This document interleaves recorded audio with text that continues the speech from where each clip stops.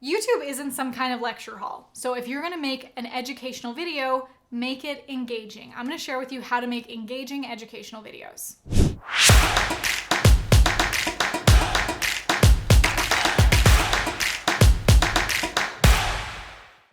A few years ago, LinkedIn Learning hired me and flew me out to California to teach exactly this, how to create engaging educational videos. Because sure, there's a lot of boring kind of Charlie Brown teachers, front of the classroom that can be a snooze fest. So I'm gonna share with you the difference between over-delivering versus overwhelming. Then if you wanna keep your audience engaged from start to finish, you need these 4 components in your content. More on that later in today's video. And I'm also gonna give you the 2 surefire ways to indoctrinate your audience to your message and get them closer to buying from you. So let's jump in. When you're creating educational videos, there's a big difference between over-delivering versus overwhelming. I'm sure you can think of your favorite teachers from school that some of them you loved hearing from, you were sitting on the edge of your seat, you felt engaged with the whole thing, and those are the teachers that are memorable, that left a lasting impact on you. And you probably also remember the most boring teachers you ever had that you kept looking at the clock and couldn't wait to get out of that room fast enough. Well, on YouTube and social media, we don't have to wait to be released, we can just click off. So we wanna make sure that your content is actually engaging. One of my favorite ways to make sure that content is engaging is through gamification. Now, gamification is incentivizing your audience for their engagement. And this is especially useful to bring out some healthy competition for your students or your audience to encourage people who are very achievement-oriented to take action.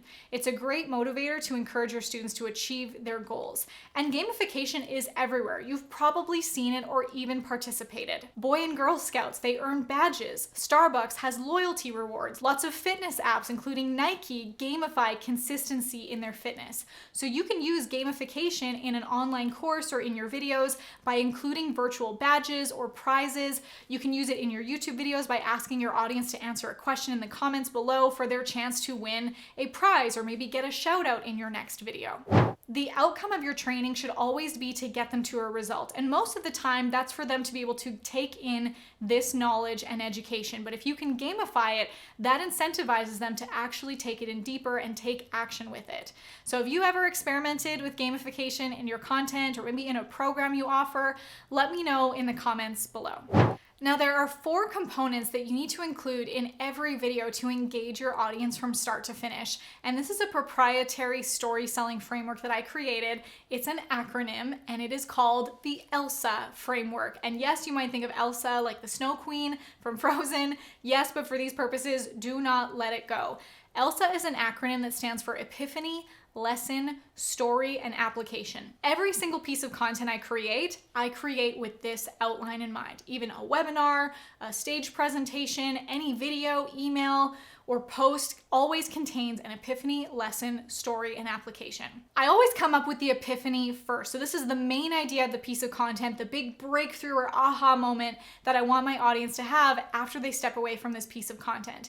If I know that that's the outcome that I want, I can reverse engineer that to make sure that all roads are leading to that breakthrough moment. The L in ELSA is for lesson. This is what teaches them something and offers them the actual tangible value that they can take and implement in their life. So typically this is a framework, maybe it's like 3 or 4 steps that they can actually see, here's how to implement this. However, we don't want to be the boring Charlie Brown teacher at the front of the classroom like, do this, do this, do this.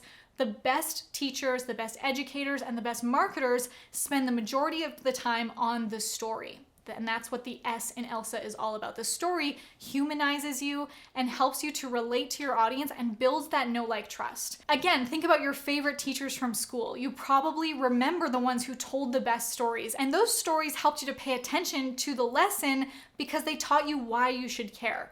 You probably saw a piece of yourself in that story or resonated with it or found interest in it. Even think of your favorite movies that you watch. Why are we on the edge of our seats? Why are we so emotional about what this protagonist is going through? Because we've followed the whole journey. We've seen them as they hit rock bottom or fought the villain, and we cheered louder when they won, when they got the girl or landed the dream job or won the race, because we experienced it with them the whole way, because we cared. So then we got those lessons without feeling like it was being lectured at us. We just got to experience it. And the A in ELSA is for application. How can they now apply this to their lives?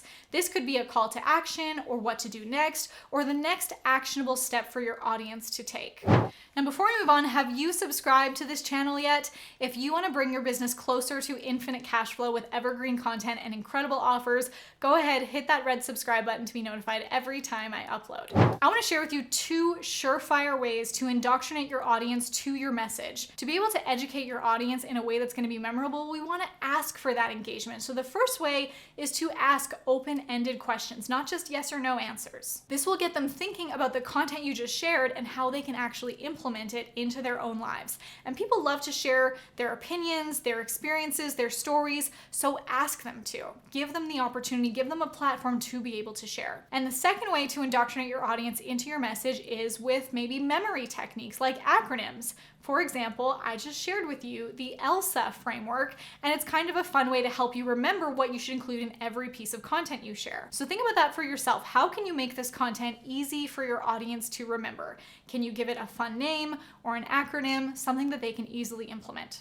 If you're ready to take your content marketing to the next level with a 1-day-a-month strategy that drives leads for life, then click the link below to reserve your spot in my next free training. This is the exact strategy that my 6, 7, and 8-figure clients use to maximize their cash flow through online content, and you could be next.